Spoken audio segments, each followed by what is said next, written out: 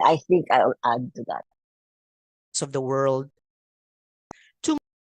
To maximize this session, please participate actively with an open mind and type your questions in the chat box, and we will try to answer them before the session ends. This is Mr. Harji Kayan, your host for today's webinar.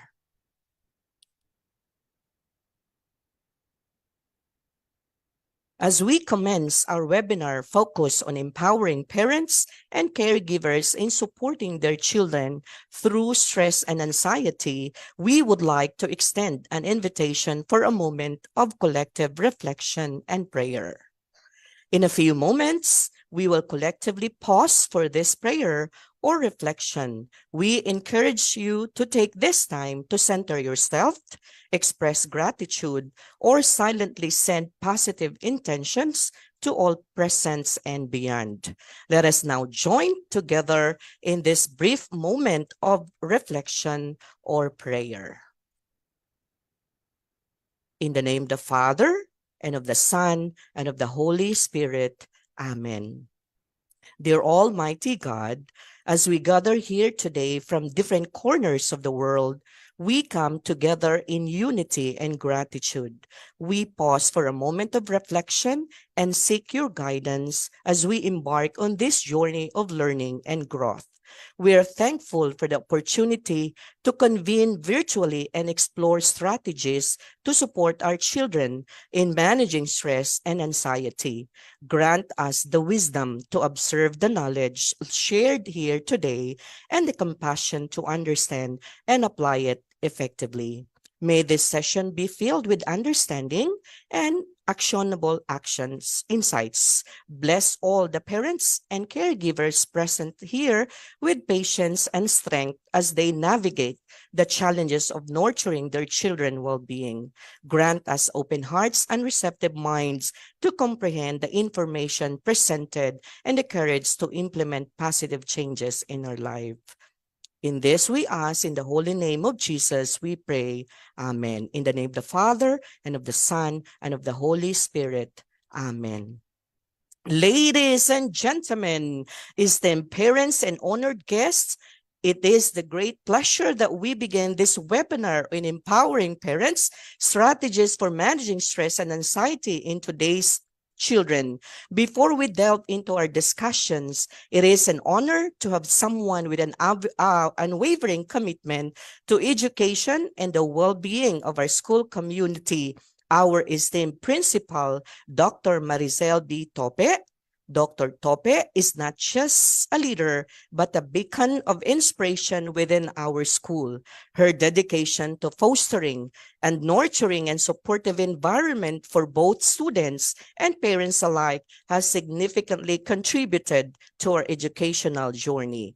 With a wealth of experience and a heart dedicated to the holistic development of our children, Dr. Tope is here today to share a few words of wisdom and encouragement as we explore this crucial topic.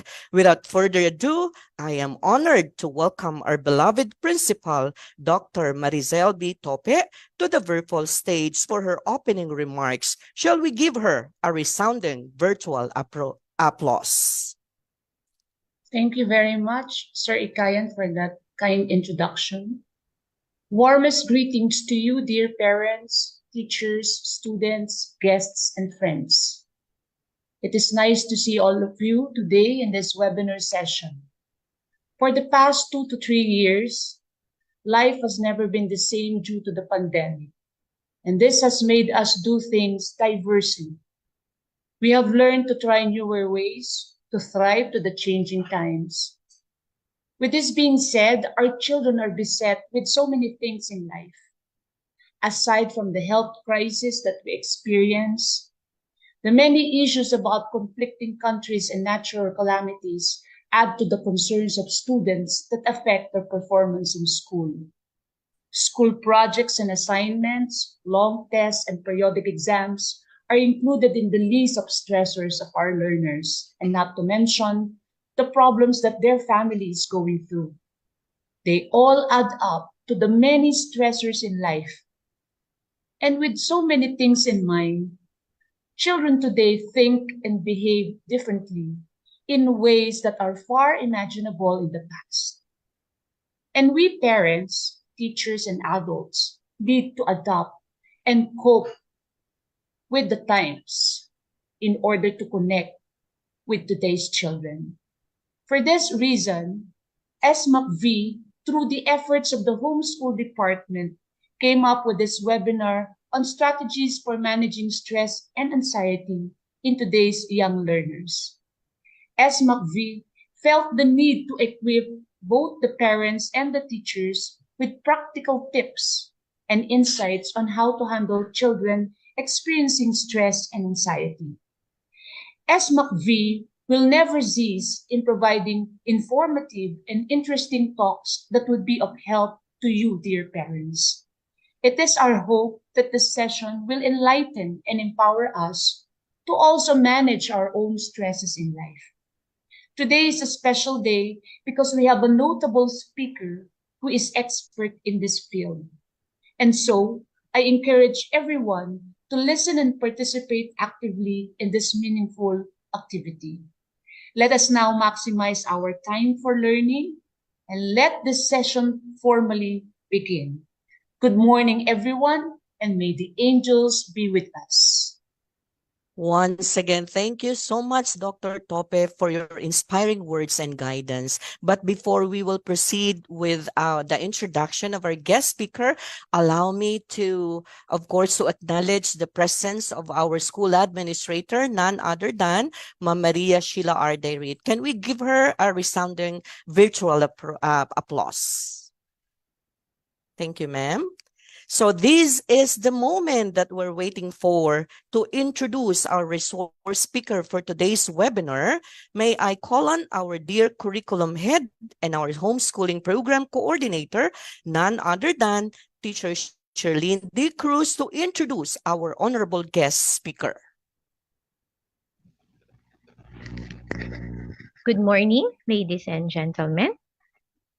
Today, we have the privilege of learning from a renowned and distinguished leader in the field of education in early childhood care and development. Our guest speaker has dedicated her career in helping families and educators to provide the best care and education not only for the young but across all ages. She is first and foremost a wife to Mr. Butch de Ocampo and a mother to her children, Mickey, Amanda, and their pied French bulldog, Vito. She graduated BA Psychology, minor in elementary education at Assumption College, Makati, and earned her master's degree in early childhood and elementary education at Bank Street College of Education, New York. She is a doctoral candidate for Executive Program in Educational Leadership and Management at De La Salle University, Manila. She is a professor at De La Salle University under the wing of Brother Andrew Gonzalez FSC College of Education, Manila, and was a 20-year teaching awardee. From 2000 up to present, she is the co-founder and board member of Key School Manila in San Juan City. She is also currently the education consultant of Metropolitan Psychological Corporation for Makati Medical Center and had been the education consultant of numerous prestigious schools in the country, such as Assumption College Basic Education Division, Galileo Enrichment Program, International Montessori School, Sacred Heart School System, De La Salle School of Lipa, and De La Salle Santiago Zobel School, to name a few. She was the founder and director of Potentia Incorporated and has successfully spearheaded numerous initiatives and conferences that have brought worldwide education experts on Philippine stage, some of which are the first Philippine Summit on Early Childhood Education with Dr. George Morrison and Ms. Laura Lynn Benson, Super Kids Convention with Dr. Thomas Armstrong, and Educare, a Young Child Conference. She is also the author of A Parent's Guide to Preschools in Metro Manila and was the facilitator trainer for Kids Zania Manila supervisors. She is one of the members of NAEYC, the National Association for the Education of Young Children, ACEI, Association for Childhood Education International, and ASCD, Association for Supervision and Curriculum Development. With over 2 decades of experience in teaching and consultancy, her expertise has earned her recognition and one of the most sought after speakers in the field of teaching and early childhood care and development. She has already been invited to share her expertise many times with SMACV for the past years, and her engaging speaking style and ability to connect with audiences of all backgrounds make her an inspiration and a favorite to many. Today, she will be sharing her insights on how we can manage stress and anxiety among young children. Get ready to be inspired and empowered to be the best significant adult we can be for our children.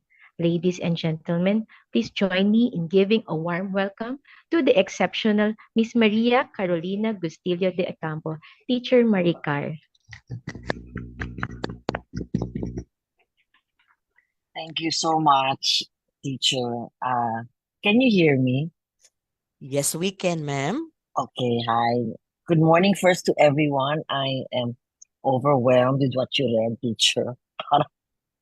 But I feel so old, which is really true. I think I'm the oldest in this group, but I think my spirit is as young as all of you. I really want to start already with the workshop, but I just want to share just to say thank you so much to all of you, especially Teacher Sheila for inviting me.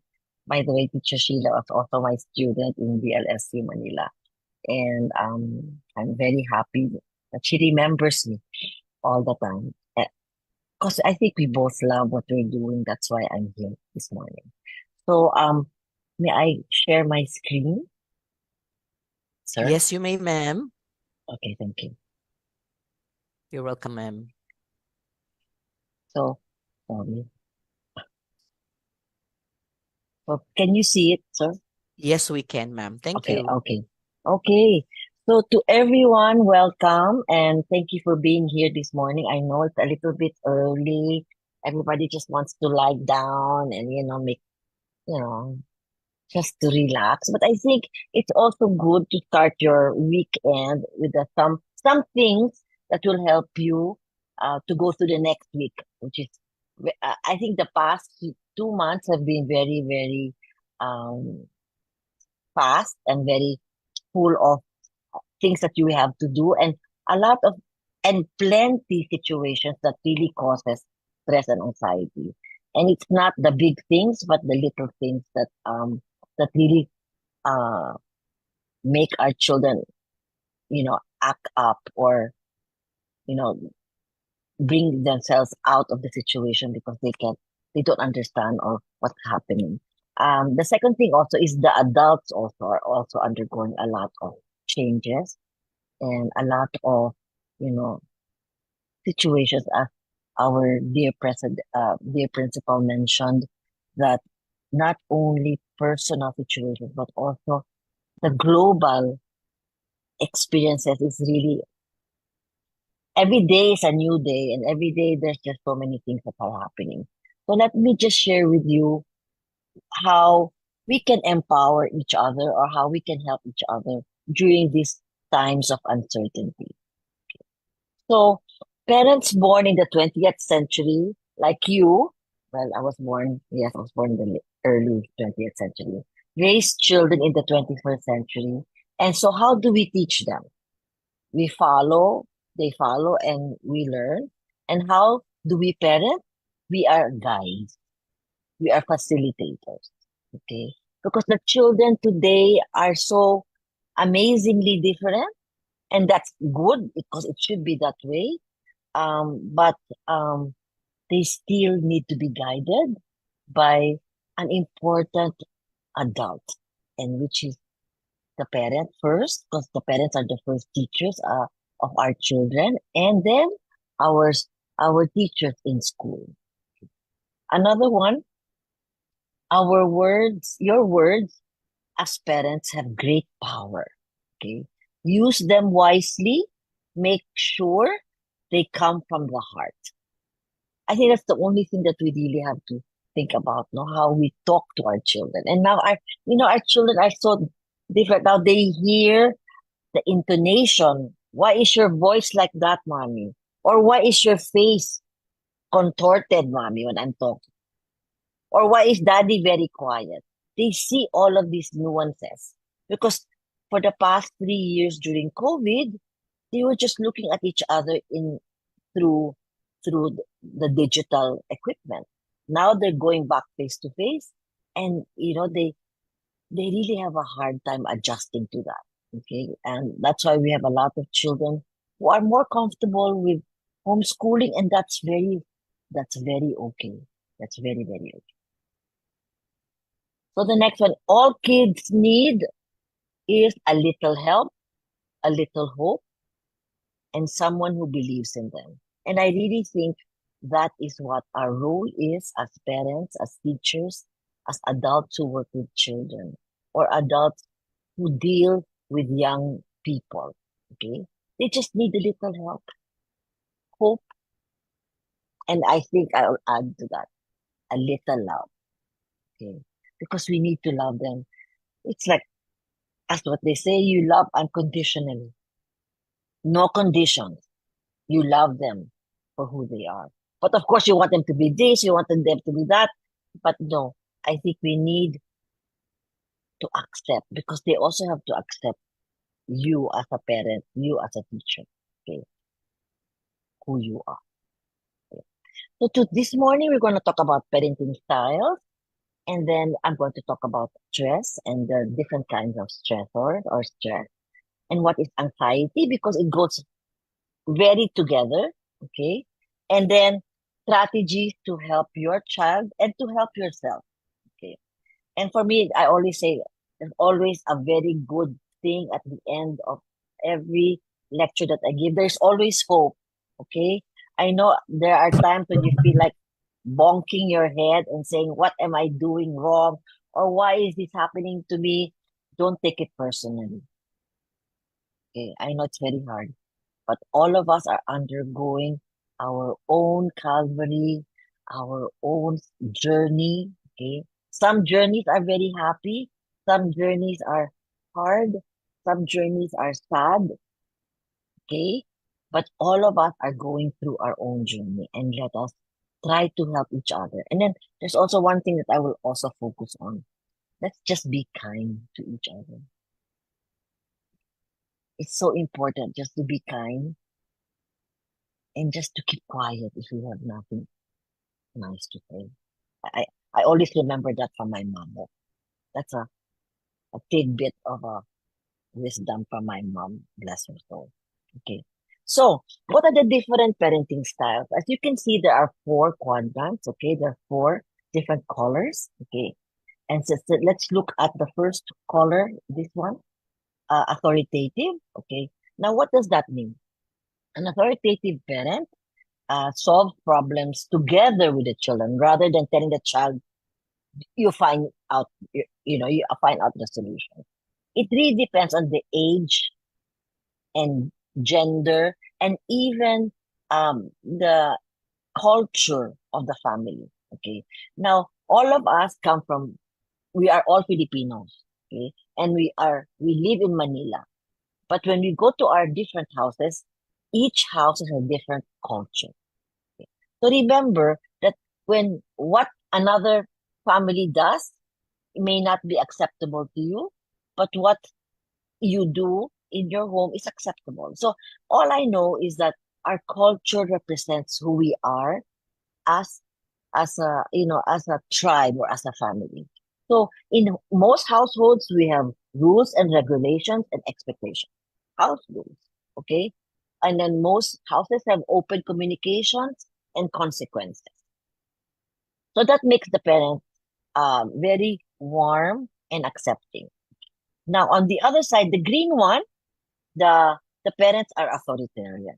So this is the commander in chief. This is the CEO. Okay, has very strict rules and punishment. Okay, I'm not saying that these types of parents are wrong or right, but this is what they do. There's one-way communication with little consideration of the child's social, emotional, and behavioral needs. Now, this type of parents are demanding, okay, sometimes cold and unaccepting. Okay. The other one on the purple one or this color, the permissive parents. It is child-driven. Okay, what does that mean?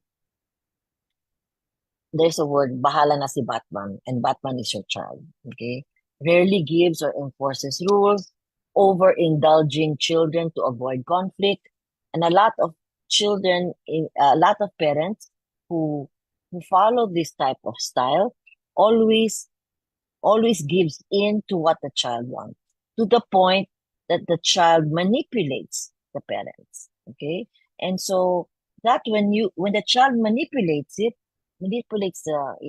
parent, the parent, the child becomes the parent and the parent becomes the child. So the roles are reversed. Okay, and then so the child here is, the parents are undemanding, etc. But this one, I hope no one belongs to this style, but there are really some parents who are neglectful, and sometimes they're not abusive, but they are involved. Okay, they provide little nurturance or guidance, very indifferent to the social, emotional needs and behavioral needs of the child. What this framework shows us that there are times when we can be any. Okay, there are times when we're so busy, we neglect everything, we forget. Okay, sometimes we are authoritarian because we want everybody to follow us. Okay, sometimes we are permissive, bahala na, okay, get what you want. And then there are times we have time that we are authoritative. Okay, so please don't feel guilty. I belong to this quadrant, I belong to that quadrant. No, I'm just giving you a picture because not everybody can be consistent. But I just hope as we become, especially the young parents here in the webinar, I want you to understand that we are also human beings. We make mistakes. We're not AI. We're not robots. We're not, we're human beings. So we try our best to be good parents and kind parents. But there are times when we have to put our foot down, okay? Now, there are times when parents become authoritative because they have teenagers. They don't pay attention to us. So the best is that we start as early as possible to make them understand that this is a home where rules and regulations are followed, that respect and kindness is the main focus of the house, that we have family dinners, that nobody uses the phone, or we have, I know one family that they once a week, that they ask, they have 5 kids, so they ask each child every week, where do they want to have dinner, or where do they want to go out. So they give one child an opportunity to make a decision on, where they want to have dinner or where they want to go. But not, all 5 of them. Each child has an opportunity at least once a month that they can make the, plans for the family. And I know, and then there are also times where in school, when face-to-face started this year, parents had to adjust again to car schedules, to homework, etc. Those also are the things that you have to start, start having a routine. Routines are important in families, okay? Because they need to understand that they know that there's going to come, something's going to happen after. When I wake up in the morning, I wash my face, I dress up, and then I go down to have breakfast. After breakfast, I go up, brush my teeth, and then I go to school. That's a routine. Children need that as much as you parents, so that you can plan, okay? I know there are times when, we have plans, but it doesn't follow. So it's okay. That's why I have a friend who has plan A, plan B, plan C, up to Z. Okay, so we as parents, we need to, be aware of that. Okay, so after that, there are also different types of parenting. Okay, these are the new ones that I'm sure you must have heard. Attachment parenting. So these are the types of parents who are really very close to their children. They really have one thing that I noticed with them is that they really listen. That's one role in our in our in our parenting. We have to listen.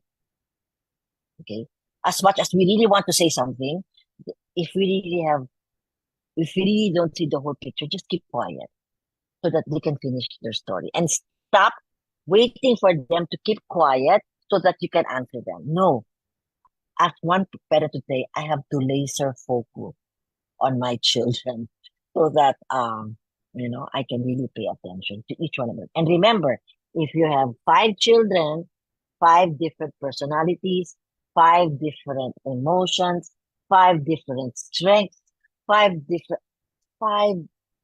beautiful individuals. If you have one child, it's the same thing. You cannot say, you can't compare. How come you can't compare him or her to your husband or to the cousin? Because you only have one child and he or she is a special one. Okay. The next one is helicopter parents. I'm sure you must have heard of that already. We are hovering. What are you doing? Are you doing your homework? Have you eaten your dinner? We're so kulit. If you think your children are kulit, you are kulit. Oh, did you give in your homework? Or did you eat your lunch in school? Oh, tell me, how was your day? Good. Why only good? You know, I always hear parents like that. So I tell them, just allow them to make stories. You know, you just say, when they come up with, what was one thing that happened that you really are very excited about? Just one. Oh, very exciting. Thank you for sharing that. Okay, you can go to your room, you can take out your uniform, dress up, relax. Okay, rather than, after you take out your uniform, you go to the table na and do your homework. Naman. You just came from school. Tell them to relax and merienda. And maybe after an hour or so, they can do their homework if they have homework. Okay? These helicopter parents mean well. I can be one. I was like that, especially with Filipino and math. Nako, I really didn't know that. But now I realize that, my children were able to do that well. And I'm very happy that, it's okay. So I was a helicopter parent. Now my kids are all grown. They're already, one is married and one is about to be married. So I'm going to be a helicopter Lola if ever I have an apo.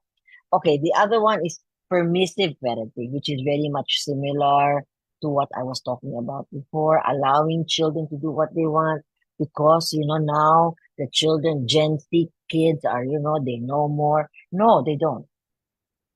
We realize that these children really need parameters and need boundaries, and we have to set them because they don't know what to do yet. Okay, so being a permissive parent may be, maybe not a very good way of parenting, especially with young adults and teenagers, because they can do whatever they want. Okay, authoritarian is okay because you set your limits, you're like commander in chief, but not too much, especially also to the teenagers because they will fight back. Okay. Okay. What is a good one is an authoritative parent who gives respect to the child. And then the uninvolved parenting is the parent who really,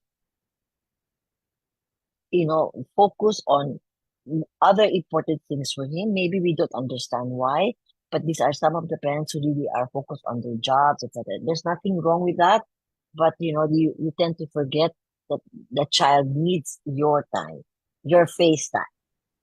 Okay, that's what I like. FaceTime with your children rather than FaceTime with your work. Ma'am Or Maricar, yes, sorry to bat in, ma'am. yes, Yeah. So we recognize the importance of taking care of our well-being, especially yes, during lengthy sessions, to ensure yes. everyone has a chance to refresh and recharge. We will be Sure, taking a brief health break. Please take sure, this sure. time to stretch, hydrate, or engage in any rejuvenating activity that suits you. We kindly request everyone to rejoin us for the continuation of our engaging session. You can use the same Zoom link to log back in and resume the webinar. Thank you for your understanding, and we look forward to having you back shortly. Thank you so much. Thank you.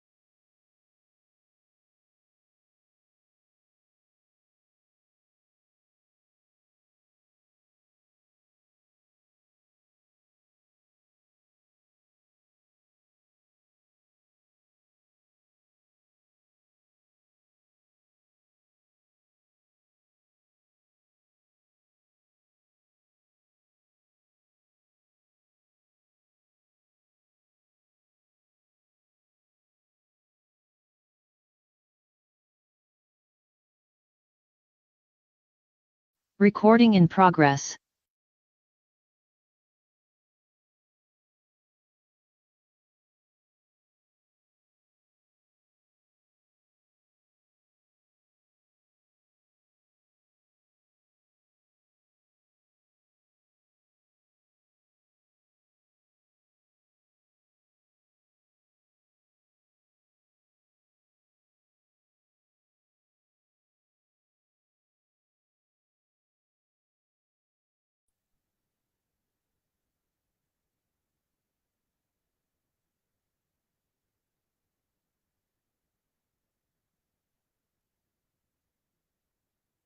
Let's reconvene and continue our valuable discussion on empowering parents in managing stress and anxiety in today's children. Once again, let's welcome again our speaker, Miss Maricar de Ocampo. Sir, may I share the Yes. screen? Yes, ma'am, please. Thank you. Thank you. Thank you. It's still disabled. So. Oh. Wait for a while, ma'am. No problem. Thank you.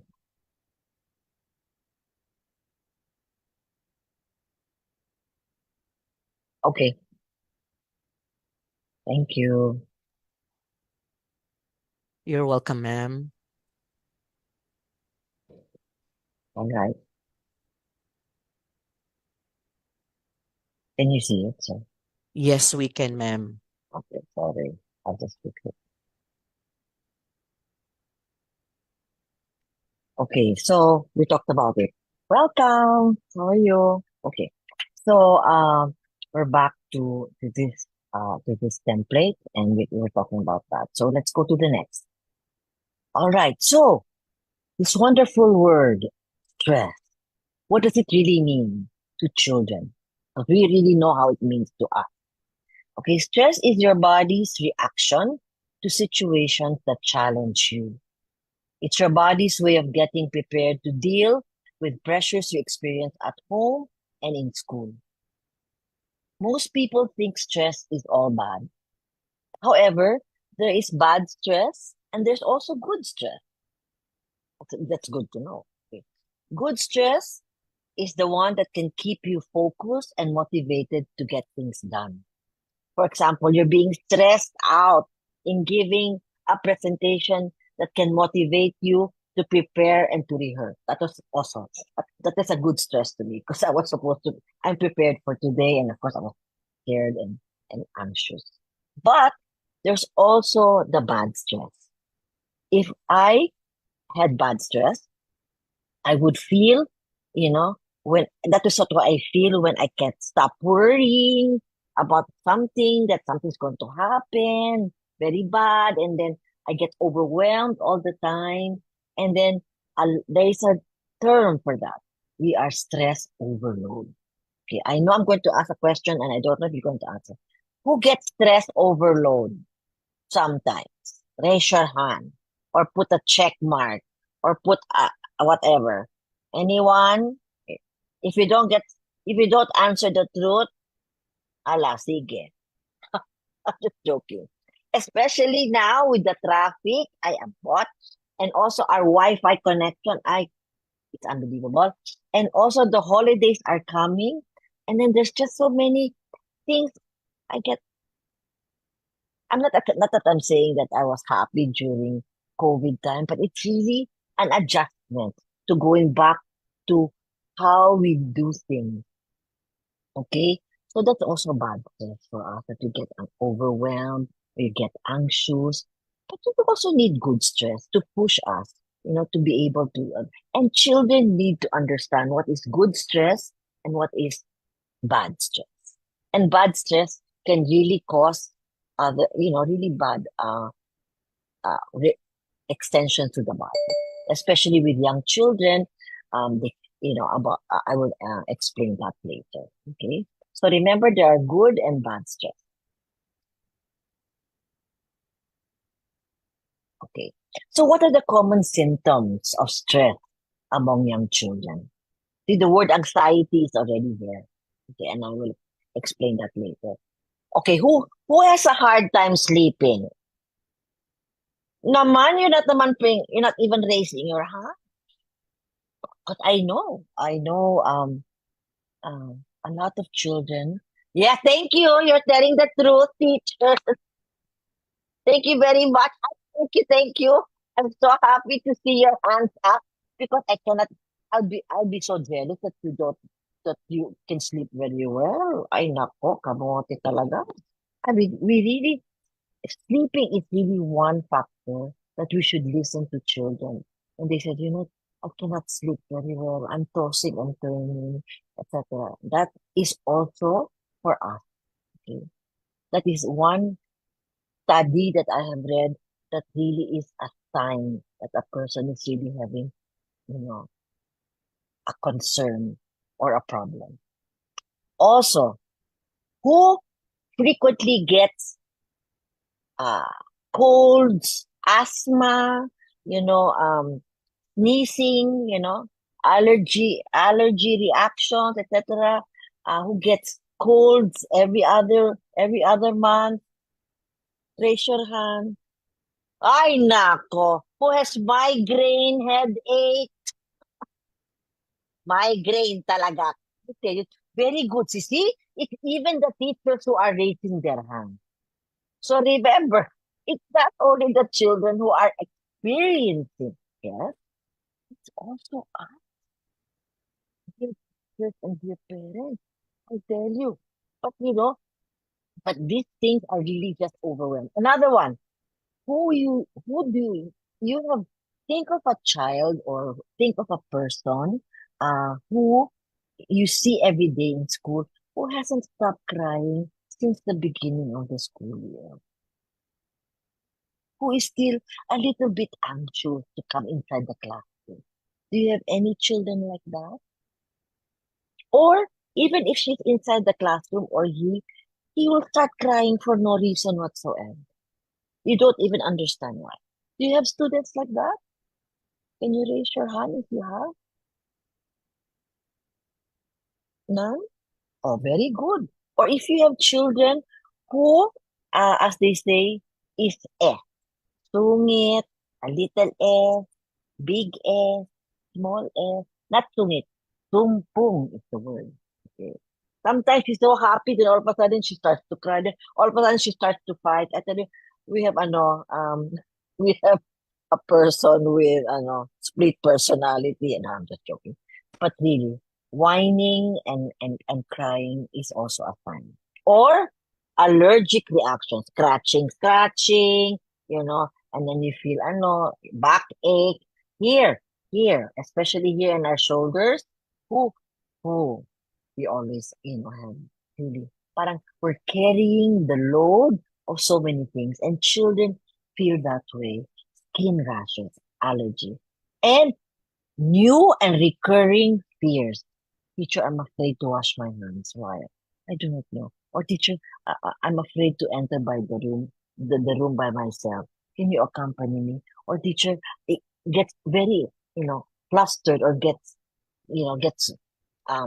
the word is get shocked or gulat, you know, very, very easily. Okay. The other one is aggressive behavior, very easily irritated. Okay. Or when you say something, no, I don't want to do it. I want to do mine first. Okay. And then inability to concentrate. You're telling a story, then all of a sudden his head is already turning around and not paying attention. Then all of a sudden he stands up and leaves the story time. Okay. And then, of course, some children, the signs are food intolerance and insensitivity. When he starts eating something, he, he throws it out. Or he only eats one thing. That is also not good. There's already 2 studies that I have read that in order to allow our children not to feel stressed, we really have to give them a variety of food in our table. Okay. And also that will also affect their sleeping habits. Okay. The infections. Okay. All of these are related because there are things in the environment or within the home that really gives children stress, or even playing a lot of video games or giving them digital, their cell phones, etc. I really feel that we have to make a decision on how many hours we should give our children time to, to use our digital equipment. We really need to give them time for outdoor play. Teach our children how to bike. Teach our children how to go to the park and play in the park, or do outdoor things, water the plants, clean the car, or walk the dog or whatever. Or the mall is not the place to go to because they will want to buy something, but just around your village, just walk or visit Lola and Lolo if they are, they're in another town, or in another place, or, have time to go, not, like going to the grocery is a good time to be with children so that you can have a list and then you can have plans, etc. These are opportunities just to get out or this or go to, if you go to church every Sunday or you have religious, religious affinities that you have to go to church on Sunday, go. That is a very good, and then have lunch, maybe outside or, just have a family time together that will take them out of feeling stressed. Okay. And of course, not listening to all the very sad news that we have. Always for me, the other thing also that we need to encourage is to have time to be alone and to focus, so that we need quiet time in our home. Okay. Turn off the television, turn off and just quiet. Listening to good music, not, music that, disrupts our way of thinking. Really teach our children how to calm down. And one way is, to, no silence, keeping quiet, taking a nice hot or cool shower after school. So the child will come. Okay. So why do children experience stresses, especially from infancy all the way up to high school level? Of course, potty training, if we have young children, potty training is very important. And I feel that we cannot pressure children to learn how to go to potty if they're not ready. Okay.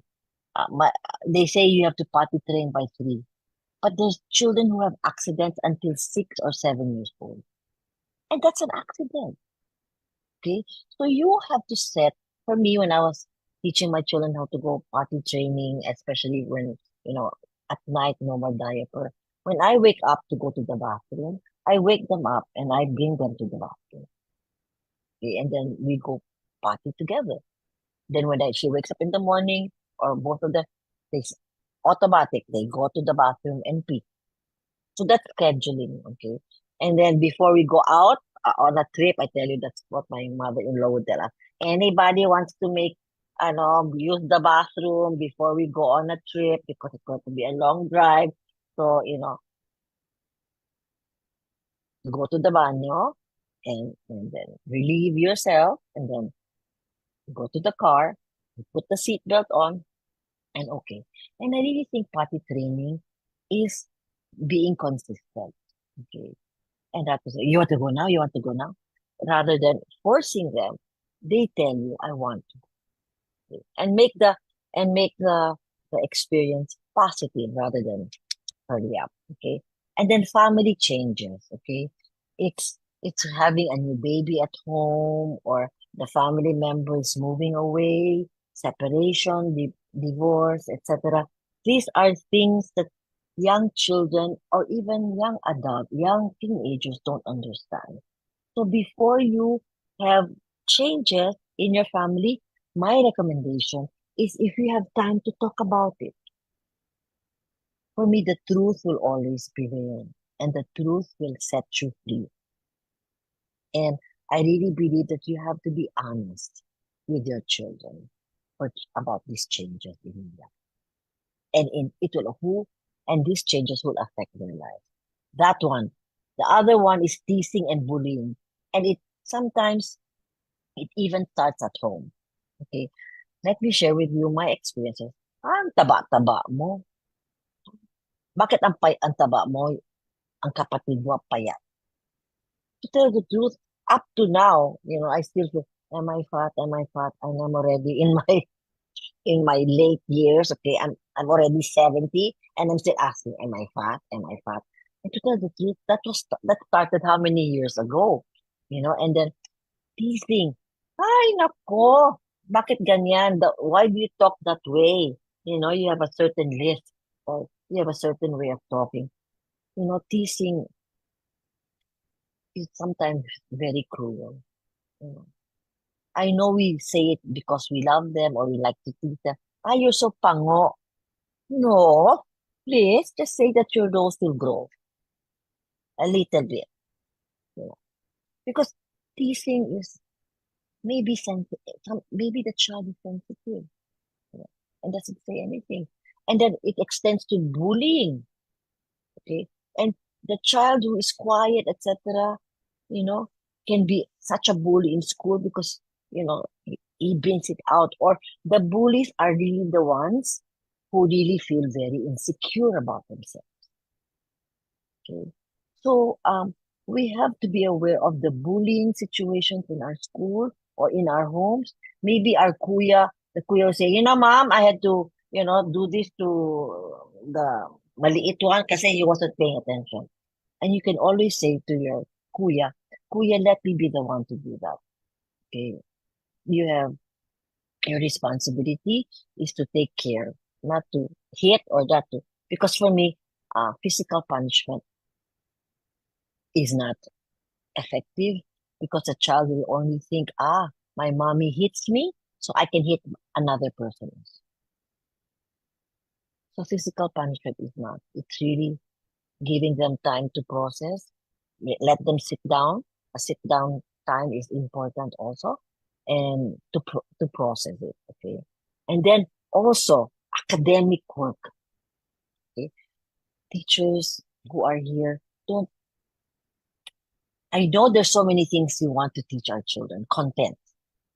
But the most important thing that I feel that we have to teach our children is to be human beings. How to be kind, how to listen, okay, how to be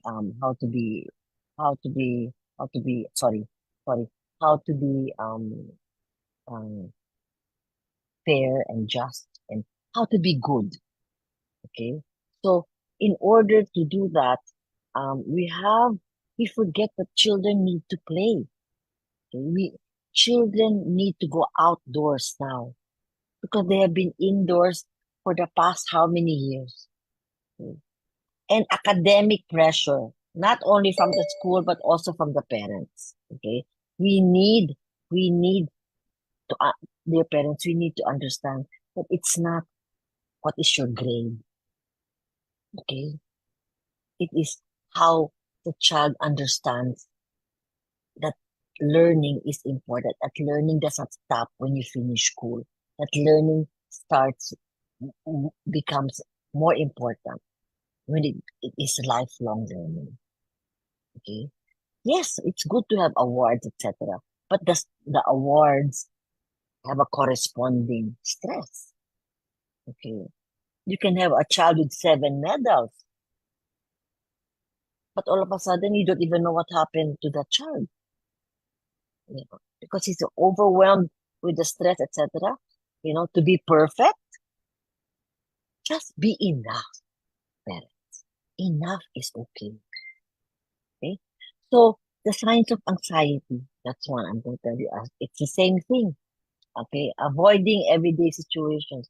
Mom, I don't want to go to school. Today is Sunday. Tomorrow is Monday. That means I have to go to school. I'm sick. I'll be sick tomorrow. That's being anxious. Okay, and difficulty in sleeping also. And having headaches and stomach aches. And sometimes, the reverse, over planning. I have to do this, I have to do that. And then and then changes in appetite. Okay, seeking reassurance. Am I okay, mom? Did I do well? Am I a good boy? Or else, mom, can I tell you, please don't get mad. When you hear that from your children, I will not get mad. Of course, your voice is already stressed. And then tantrums or meltdown. A lot of children today have that. And I really feel worried about that because they can't seem to express what they feel. So we as parents and teachers need to have quiet time with them.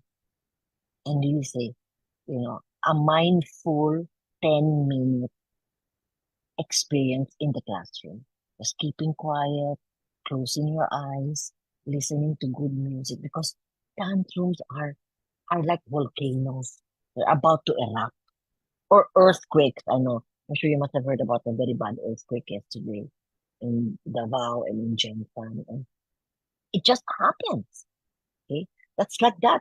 Tantrums or meltdowns, they just occur. Okay? So the next one is, how do we deal with anxiety? These are some recommendations. We breathe slowly. You know when you're about to get mad. Parang you're going to enter a boxing match. Okay? Then allow children to talk about your feelings and emotions. Okay? Listening to good music. Okay? I'm sorry, I love BTS. I'm a BTS ARMY member.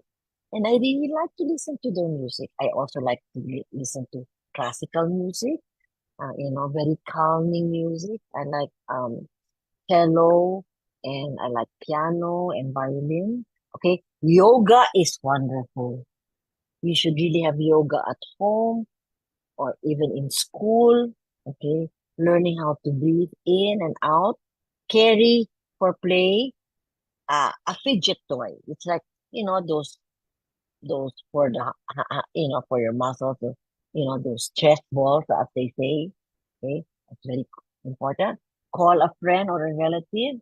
Make can I talk to you, tita? Or can I talk to you, teacher? Or can I talk to you? I have to let it all out. Be available. Take a walk to clear your head. Yes, that's what I'm telling you. Making afternoon walks, at least 30 minutes around the garden or whatever, is good. Okay? Step away. Yes. If you cannot do it, turn around and walk away. Don't go to the situation that causes you anxiety. Get out. Okay. Or ground yourself.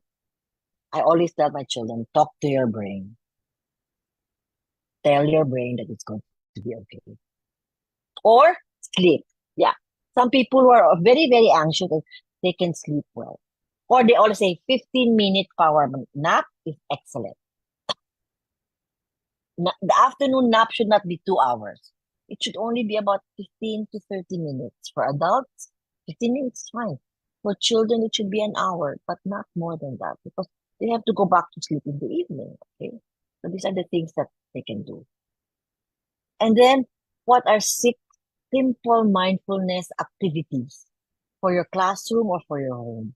The belly breathing. So important. Center yourself, and then try always on the floor or in a mat, and then cross your legs, and then breathe in, breathe out to calm down. Okay. Brain breaks, which we just did. It's very, very important. Then breathe, think, and do. Okay. This is from a Sesame Street activity that they share. They help children calm themselves by focusing on something and then listening to music and then also breathing in and out.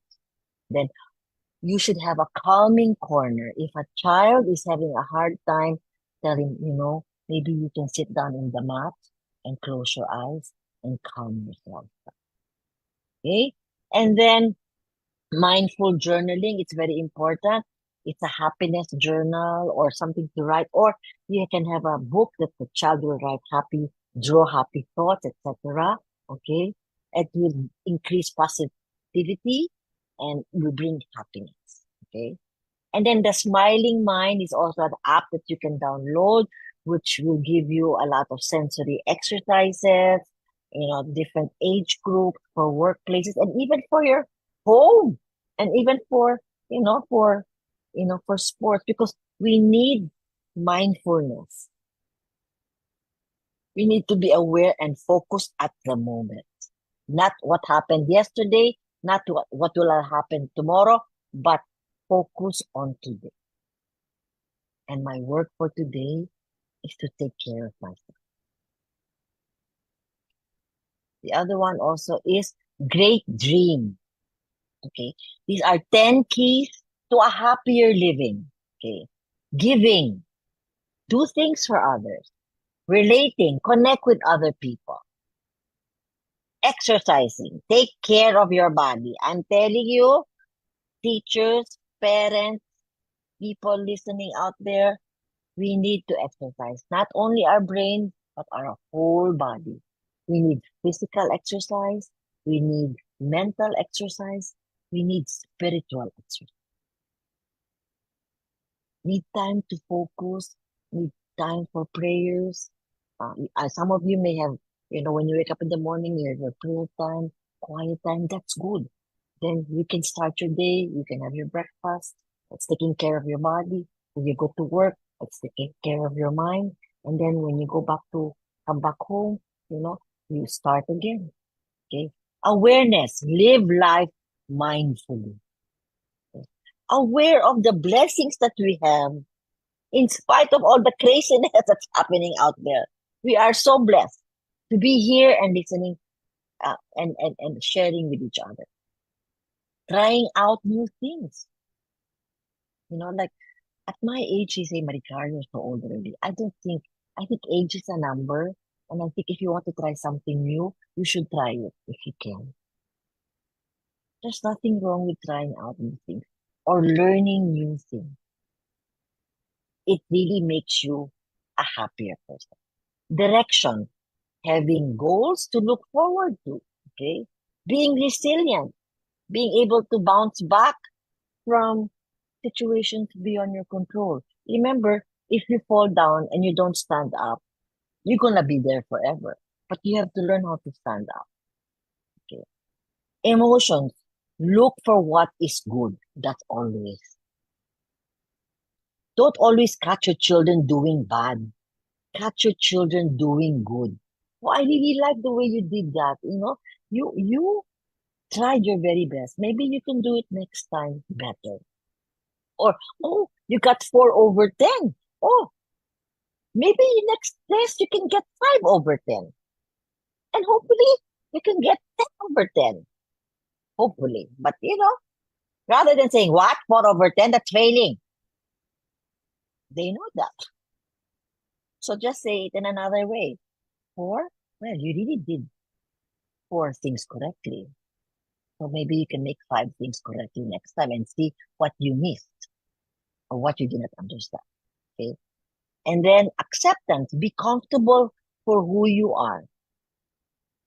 Parents, teachers, our children will always look up to you if you are honest about yourself. You can say, teacher is really very angry right now. Can you just give her 5 minutes? Because she's really trying to calm herself down. Or even parents, I am really very upset and I'm really about to scream and shout. But I will go outside and when I come back, hopefully I'll be okay. But of course, there's times when you lose it.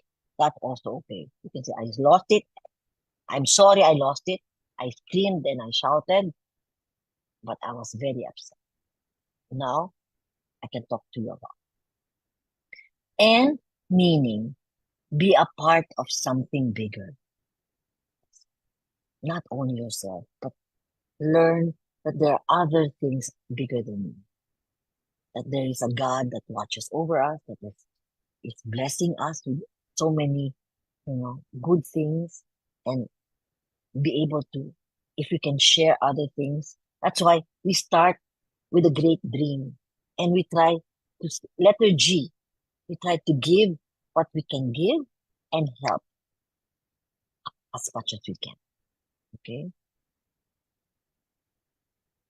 So, as a parent, we need to focus on what we can do. First, we manage the misbehavior, okay, especially that causes anxiety or stress. Then teach new skills and encourage positive behavior. And hopefully, our relationships with our children or with the students in our school will be positive. Okay. And then there's some notes that I wanted to share with you. Encourage kindness in children by showing them with your actions what kindness looks like. Actions really speak louder than words, parents and teachers. We can't prevent all the bad or hard things in our lives, like stress and anxiety, but we can teach children how to make it through the hard times. We are the example of how we can help our children.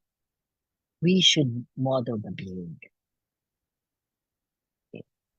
And then, mindful parenting is the hardest job on the planet, but it is also one that has the potential for the deepest kinds of satisfaction over the lifespan and the greatest feelings of interconnectedness, community, and belonging. So being a mindful parent is not easy, but it will give us so much joy, and we can raise wonderful, wonderful adults that will run the next generation. Next one is, one generation of deeply loving parents would change the brain of the next generation, and with that, the world. That I really believe that. We should take time to help our children become good human beings. So in their generation, there'll be a world of good human beings. No more wars, no more fighting. We have to take care of our environment, those things. Okay? And then to be in your child's memories tomorrow, you have to be in their lives today. To be in your children's memories tomorrow, you have to be in their lives today. Always try to find time to be with your children. It's not how much, it is how much time. It is the quality of the time that you spend with them. That you have to really listen to them. 15 minutes is a lifetime for our kids if we are very busy. And there's no such thing as perfect parent. I agree. So just be a real one. Be a real parent to understand the stress and anxiety of our children. And then, may I show a video, sir? We have 6 minutes more. Is that all right? Yeah, ma'am. Okay. Can I announce just for a Yes, little, yes. ma'am? Yeah, okay. Yeah. So, dear participants, please bear with us. If ever we will be disconnected, please use same link again to rejoin after 1 minute. Thank you for understanding. Yes, ma'am, you may. Okay, thank you.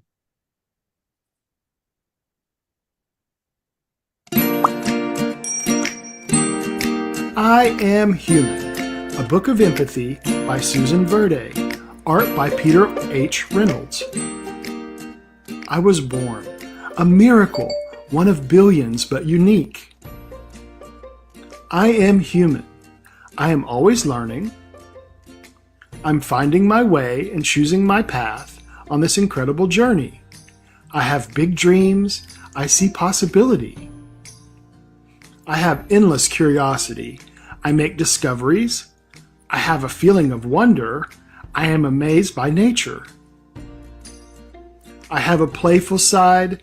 I find joy in friendships. I am human.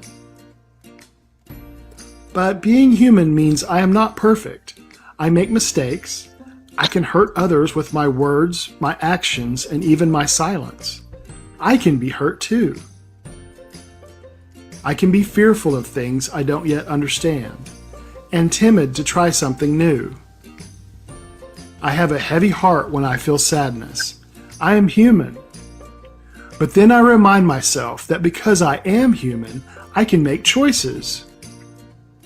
I can move forward. A poor choice can become a better choice with thoughtfulness. A bad day can become a great day with kindness. I can act with compassion and lend a helping hand.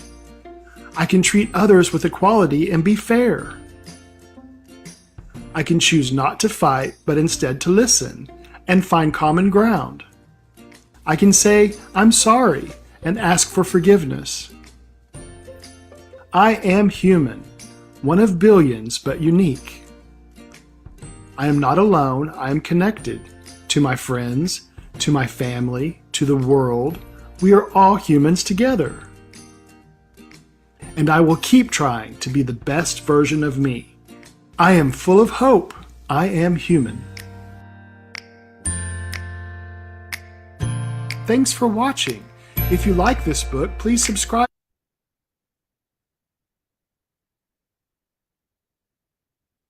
So thank you so much for your kind attention, and I hope you love the story because each one of us is human. Hug your child every day. Thank you very much. Okay, thank you so much, ma'am. That would be the end of your presentation, ma'am. Okay, can we give a round of applause for our honorable guest speaker? Thank you so much for Thank the you. wonderful talk, ma'am. Okay, so we will be disconnected after 3 minutes and we will going to go back for the question Sure. and answer portion. Okay? Okay. Thank Once again, you. thank you so much. Thank you so much for the parents. And we are going to expect once again our dear participants to please go back. Okay, because this is going to be, of course, a fruitful discussion together. And our speaker is, of course, we're going to entertain your questions. For those who have questions, you may type your questions and we will going to acknowledge that one. Thank you so much. Thank you. See you later. See you later, ma'am. Thank you. Thank you.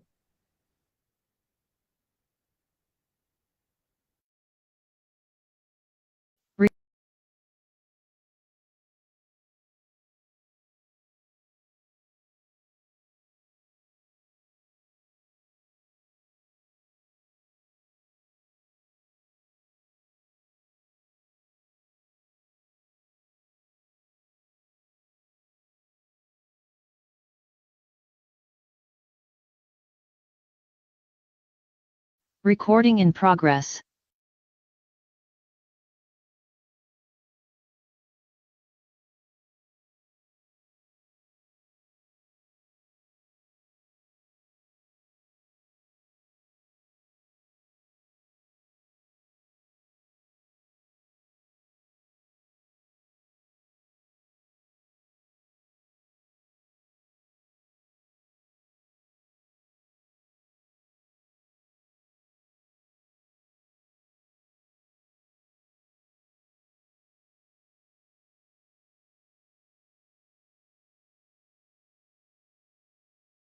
Nagantay.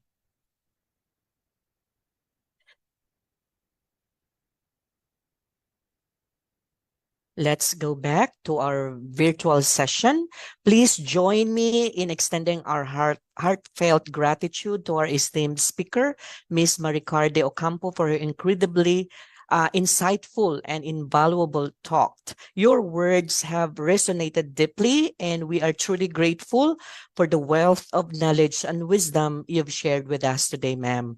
Thank you, Ma'am Maricar, for enlightening us and empowering us to better support our children's well-being. Your contribution has been truly invaluable. We've received a wealth of insightful questions from our engaged and proactive parents. all eager to delve deeper into the topic we're exploring today. These questions represent the very real concerns and queries many of us might have when it comes to supporting our children through stress and anxiety. Allow me to share these questions one by one, each representing a perspective that many of us might resonate with. Feel free to listen closely as we navigate through these queries, as they might address thoughts or concerns you have as well. Let me begin by addressing the first question, ma'am. So these are actually, we received 4 questions coming from Mr. Michael Mihilia, one of our parents from the homeschool department. So the first question would be, how to practice meditation and mindfulness? Yes. So, Good morning. yes, ma'am. Yeah. Good morning, everyone. Welcome. Okay. Now, practicing of mindfulness and meditation, it really depends on what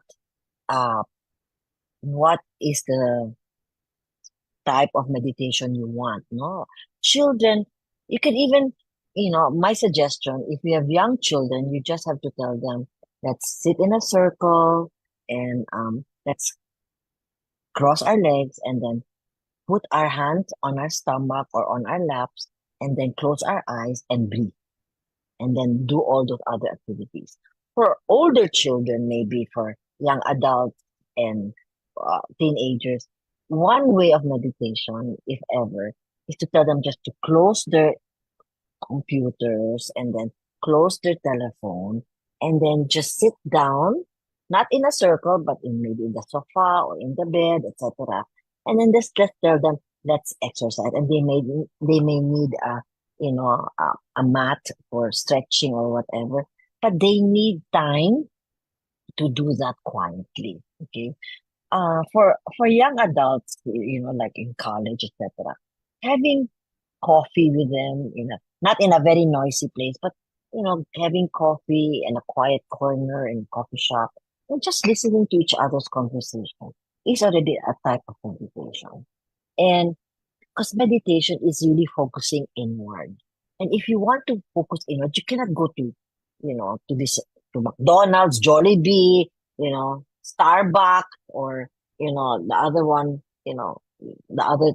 the different coffee shops around you. No, you really need to find a quiet place. One of my friends that she recommended, and it really works. She drives around. When she gets gasoline, she puts one of her children in the car with her, and then they take that opportunity to put the gas as an opportunity to talk to each other and to listen to each other.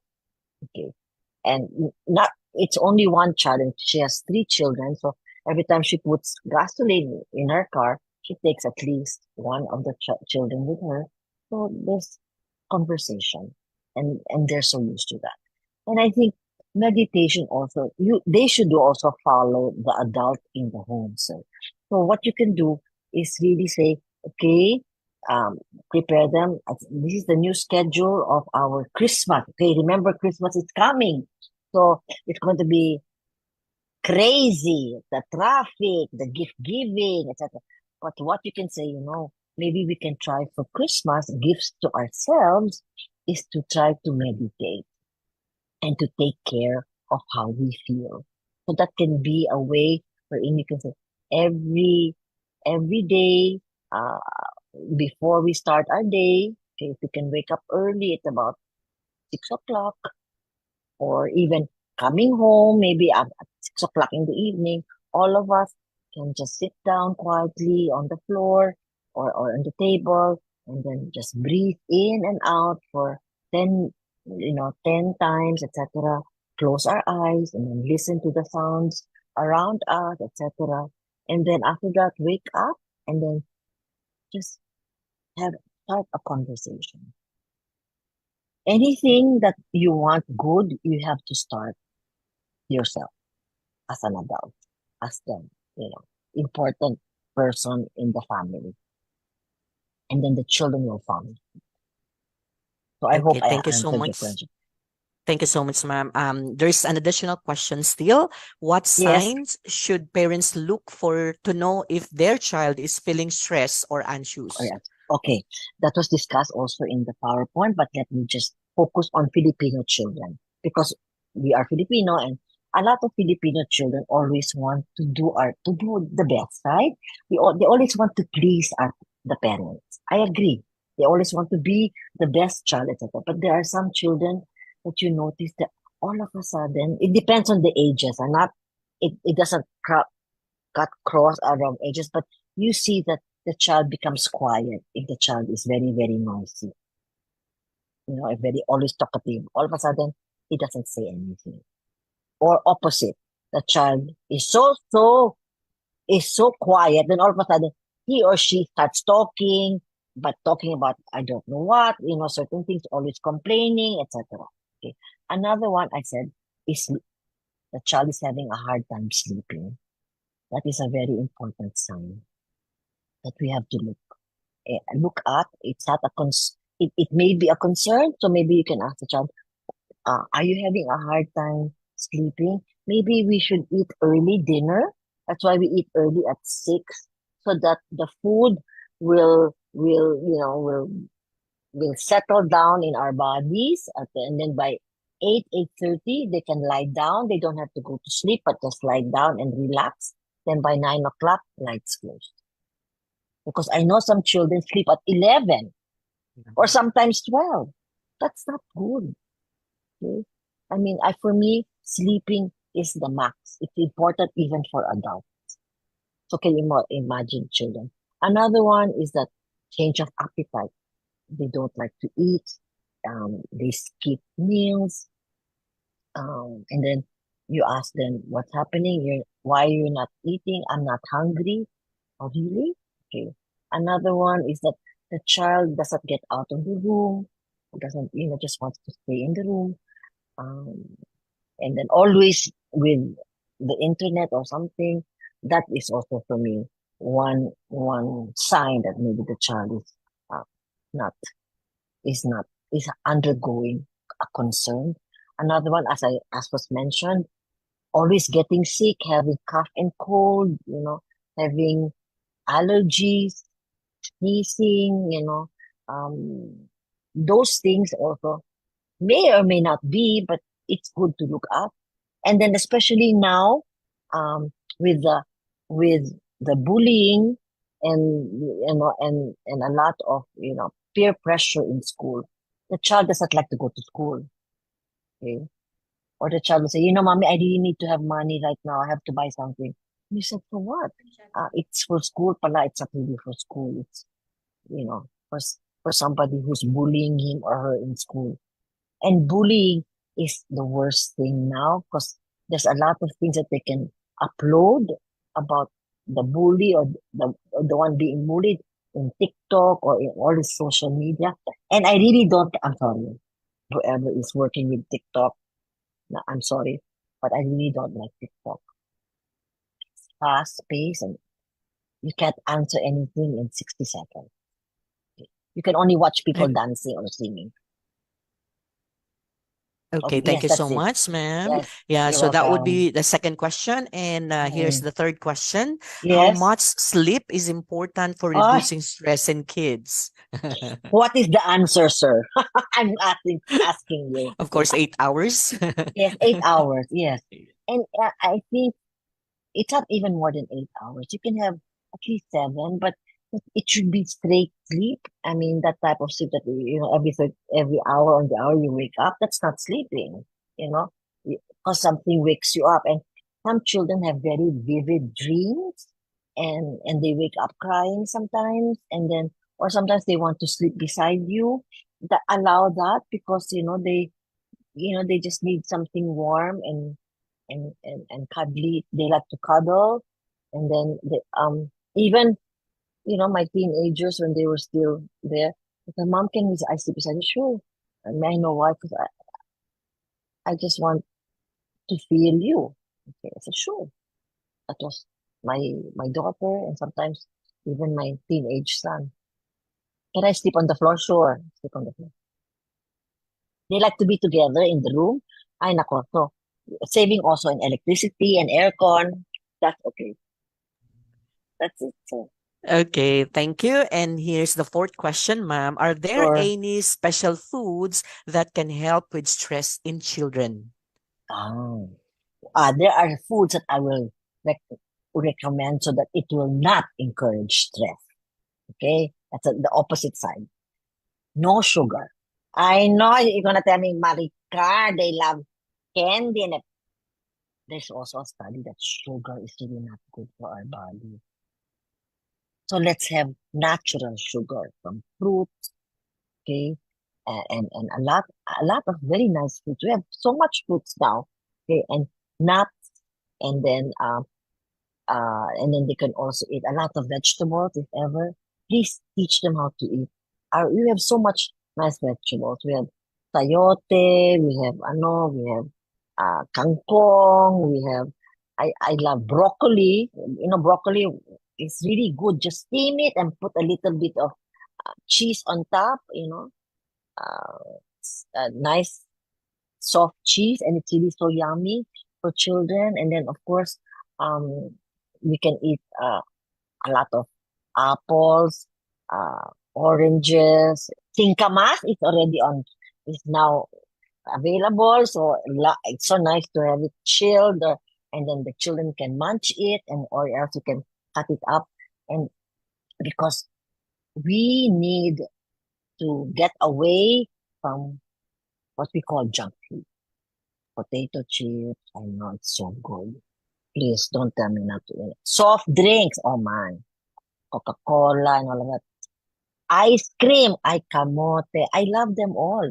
But I realize that also adds to the sugar high, and that causes a lot of stress.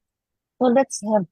They say there's also now a study about what is a good healthy meal for children and for young adults. Is equal parts of not equal. There should be more protein. So that means chicken, fish, of course meat. But if you don't like meat, you can have or pork. It's fish and chicken. It's very good. And you can have potatoes also. It's excellent. And then you can have of course the Filipinos love rice, but not too much. I really think white rice can also add a lot of weight. So maybe you can have red rice or brown rice. It's very good. Then you can also have what are the other things? You can have salads. Greens are so important. All the vegetables for me are okay. Okay. So we should have that and make it in a way where it's colorful so that when your child sees the plate, he will start eating. Okay. And let him eat different types of food. Okay. It really depends also on whether the child has allergies or not. But, I really think that it's good. One thing that I noticed is yogurt is good with granola, with fruits. Okay. And then the other one also, milk is excellent. Milk is still a very good, not juice. I mean, fresh juices are fine, but not the artificial ones, which is all not good with the situation. Just, you remember how your Lola and your Lolo would cook in the province? That is what they are recommending. Eat naturally. No, not too much addition. Toyo, patis, not too much salt also. I know it doesn't sound entertaining, but it should be. I hope I helped with that answer. I'm sure you know more if you are, bakers or chefs. Thank you. Okay, thank you. Thank you so much, ma'am. And we still have questions here from Mrs. Yes, Jocelyn Mihilia. So yes. her first question would be, how does sleep affects how we handle anxiety and stress? And follow-up question, how to prioritize tasks as urgent or not? Yes, agree with you, mommy. The second question is, tasks don't have to be urgent. They just they have priorities. Okay. A priority in our house, in your home, I'm sure, is our children are happy in our house. Okay. And we provide shelter. So the first level that we provide our children is food, clothing, and shelter. And that's priority. And if we provide that, the next level is we give them a safe space. Our home is a safe space for us, for them to come home to. That's why sometimes, I see my children, my son already lives with his wife, etc. But he still likes to come home and say, Mommy, can I visit my room? So because sure, but I'm using it. No, I just like to go to my room and see the place that I grew up in. They like to go back. And if they have happy memories there. And it's important to prioritize what is now they are doing. If they are school age, a priority is to go to school and to learn. But also there's a priority to play and to have fun. Okay? Because you don't have to tell them I'm going to get another tutor and then I'm going to give you another, If the child is very much into sports, allow him to go to sports. That's a priority. Okay. And then because that he is so busy in his schedule, okay, he will get tired and he will eat and he will sleep. And because he realizes how important sports is in his life, he will take responsibility. Okay. It's not only sports. It can be dance. It can be, learning a new instrument, or some kids are very much into coding, learning how to create apps. And then there's I know, I'm sure you must have heard about the Lego. They have Lego groups that create a lot of new toys, etc., using the Lego blocks. Those are very important. And then there's also reading. There are book clubs that your child may want to join, or they can have crafts.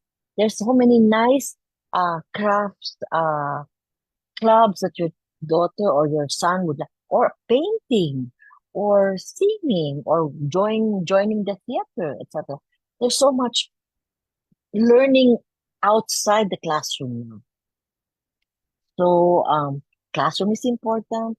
Priorities are important. Okay. Taking care of yourself is also an important thing. So you and your children should discuss what is important. And the sleeping patterns will come naturally. There should also be time wherein, like I have at my age, I have a schedule here in my wall, so I can look at the things I have to do. So you have to teach your children how to write down how their day will be, or how, what are the things that they have to do. So it becomes a habit. Okay? Good habits have to be started and have to be developed. And because of that, a good sleeping habit starts with lights out by 9 o'clock. You don't have to be asleep, but lights out. I hope I answered your question, Okay, Mom. thank you so much, ma'am. And You're welcome. here's her second question. Sure. How can I help my child when they feel worried or scared? One thing, the first thing you can do is you can embrace and hug and tell them it's going to be okay. And then you ask them, why are you worried? Why are you stressed? Can you tell me why? And not yet. I can't. Okay. Just be present. I think that's the word that I learned from Father Bulatao in his class. There are 3 P's that I want you to do in my class. Father Bulatao is a Jesuit priest. And he said, I want your presence. That's what our children need. Our presence. We don't have to have the answers. Sometimes you don't even know what's the problem, but just being present is important. Then you also have to participate in the lives of our children. P, the second P. And then the third and the most important P is to be pleasing and to be, no, not pleasing, I'm sorry, patient. Sorry, not pleasing, patient. So the 3 P's is present, participation, and patient. And if we try to do that, we can be good enough parents. We don't have to be the best. because we are human beings, as you heard in the story that I shared with you today. We're all human. We can't be perfect, but we can be good enough. And just to be present, just to be, to participate in the lives of our children. And we have to be patient. Growth is a journey. And time is the gift that we can give ourselves and to our children. And our children also will understand that mommy also needs time, mommy time, as much as I also need, Mickey time. Maybe that's the name of your son. Mickey needs time, quiet time, and also mommy needs. So they will realize that that's how it is. Especially now, things are different. Things have changed. But we have to have our consistent and just to be present, have to be participative, and have to be patient. I hope I answered your question. Thank you. Yeah, thank you, ma'am. And her third question would be, are there any fun activities that can help reduce anxiety in children? Oh, yes. For me, I really like kids to join, not join, no, but if you can bring them to the park or to walk around or, or join. For me, sports is really releases a lot of stress. Sports. Or even ballet lessons. When you're 3-year-old, it's so cute to they wear, tights, etc. If you have young children, those ballet lessons, gymnastics, how else pa? Joining soccer. They have young soccer games, especially during the summer. It's really very nice. Sports clubs or sports events. And then the other one also is learning an instrument. Okay. I know there is in one of the schools, they are teaching drums, right? Hitting hitting the drums and teaching them how to go with the rhythm and the method. And then also dancing is very good for children. Or taking art lessons. Or for me, swimming also. Teach your children how to swim, parents. Can you imagine all their friends going to the beach and then he just stays on the sand because he does not know how to swim? That cannot be. Everybody should know how to swim. Because we were raised in our mother's stomach for 9 months in water, our mother's stomach. We are natural swimmers. Okay, so we should teach our children learning how to bike, biking, or roller blading, or skateboarding, or baking, or cooking, or art activities, any of these that your child is interested in. Or just making cuento. Have time to sit down and have merienda and really relaxing. And they also say teaching children, giving them nice massages, about 5 to 15 minutes in pressure points is good. I hope I answered your question. Thank you. Okay, thank you for that, ma'am. And we have also one question coming from Mr. Julius Cesar Ginugin. His Yes, good question would morning. be, what are those signs of stress and anxiety and how it can be avoided? Okay. Avoid. We cannot avoid because maybe it's because it happened. It's beyond our control, But those signs of, as I mentioned earlier, of sleeplessness, they're having a hard time sleeping, and also they change their diet. They don't like to eat too much. Or there's some children that hair pulling. That's also a very a sign that they pull their hair, and then there's already some, or they scratch themselves, literally, that there's a lot of marks.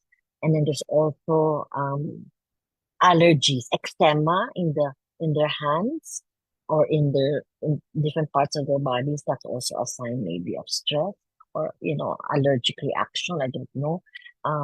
Also at sign wherein the child used to be very, very noisy and verbal, then all of a sudden becomes very quiet.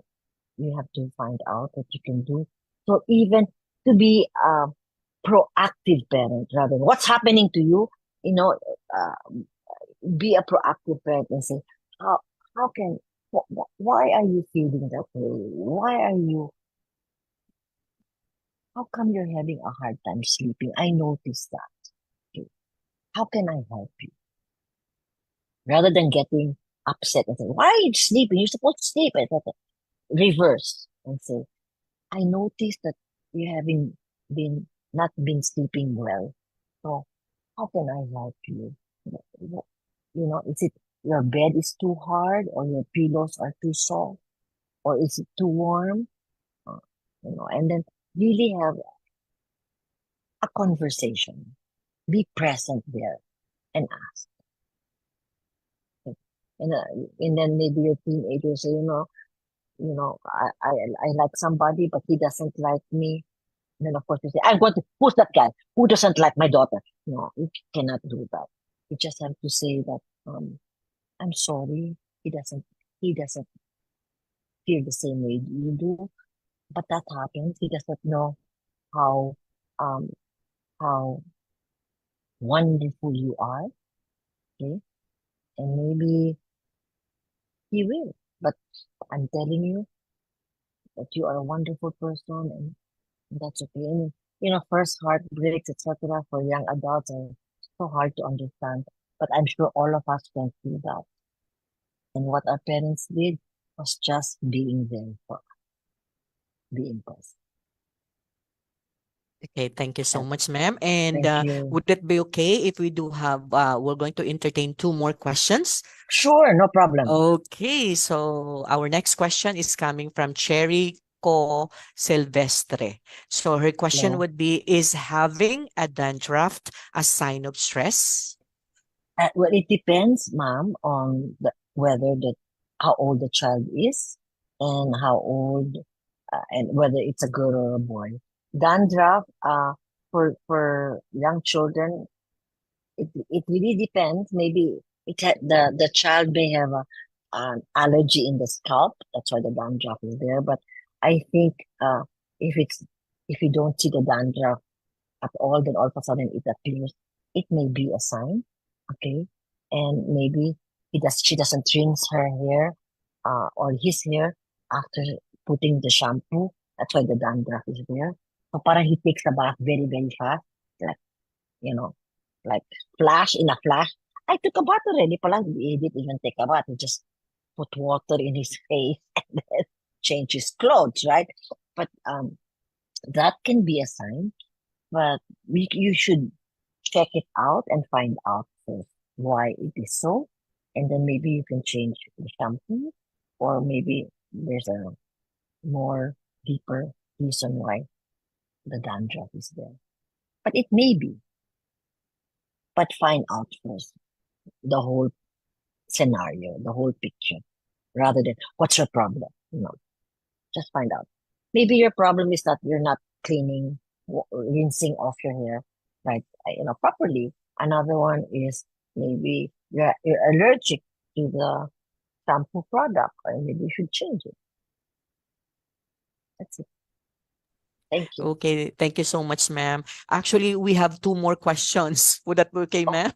Yeah, Okay. that's fine. Thank you. Yeah. Okay. So second to the last question, ma'am, would be, Sure. this is coming from Mrs. Mihilia again. And her Yes. question would be, how can the teachers and parents collaborate to create Yes. environments that supports children in managing stress effectively? Very good. Thank you so much for that question. I'm so happy that you are here, dear parents and dear teachers, that you are here today, so that you realize you need to be partners in helping our children alleviate stress and anxiety in their lives. We need to be able to understand that the children are in our school for a while, but they are at home most of the time. So we really need to have an open communication between parents and teachers, and tell that to inform parents that this situation is happening. Is it happening in the house?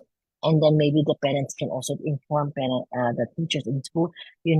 Um, my husband is not well and he had to be brought to the hospital, and I don't know if my son or my daughter will act differently, but please be aware that my husband is not well, so I have to focus on him more. So if there will be occasions wherein my child will react differently, you will know that it's because my husband is in the hospital or something, or a family concern or problem is happening right now. So you might just see situations um, that will affect my child in school. Okay. Just honesty is the best, and understanding and kindness is the best response, okay, to that situation. And it's so important to have parent-teacher conferences, so that the parent and the teacher can really talk about what's happening and take time to process and make strategies and plans to help the child, especially children who may have social, emotional, behavior concerns in school, like bullying, or the other one is you know not compliant at all with the requirements, or not giving or not even participating in the classroom, or you know uh, disappearing in class and playing outdoors, etc. Those concerns should not be looked at as things to be punished, but things that will give us a sign that there's a concern that the child needs. But of course, if the child does it with, and he knows he did something wrong and he did it because he wants to do something, not good, he should be punished. So you have to know the whole story. You just cannot say, kawawa naman siya, okay naman it. He bucked somebody. He should not hit anybody. That's the rule in our school. We don't hit. We talk. Okay. So if you buck somebody, we have to find out why. Okay. And there are consequences to all behaviors. Okay, remember, whatever you do, there's a consequence. If you do this will happen. If you do that, this will happen. So as a parent and as a teacher myself, I always work together with the school.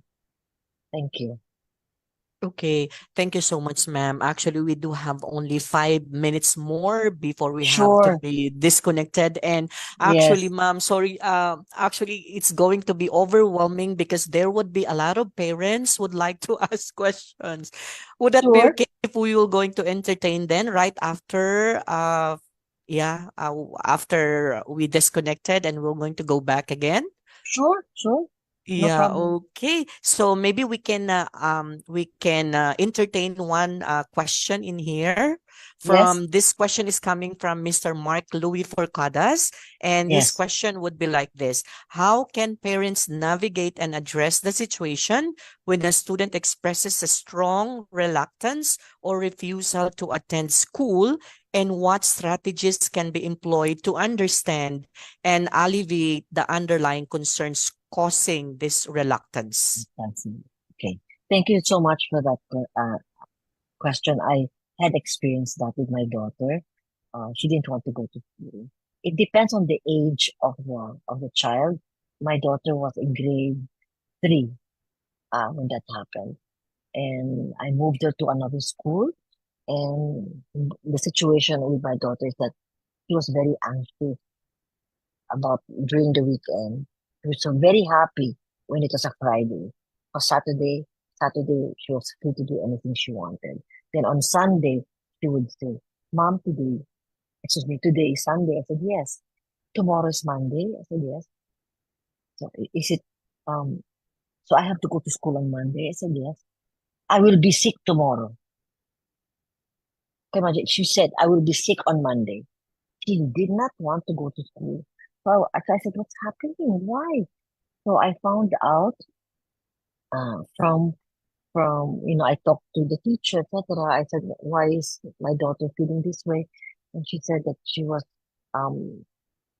being teased in school, and I said, okay, we have to just, I will find out why she's being teased. And then the other one was that one teacher was really giving her not a difficulty, but did not understand the way my daughter was thinking. So what I decided is that I talked to the the the teacher, and then it was a Filipino class, so she really had a hard time in that class.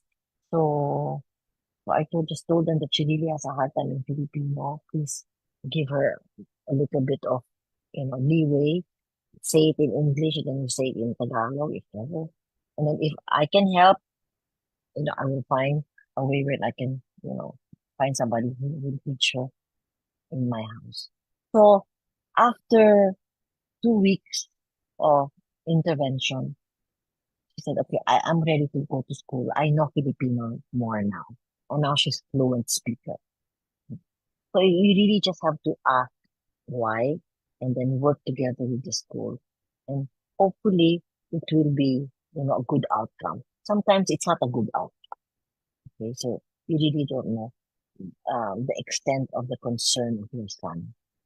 So you just need to be more patient.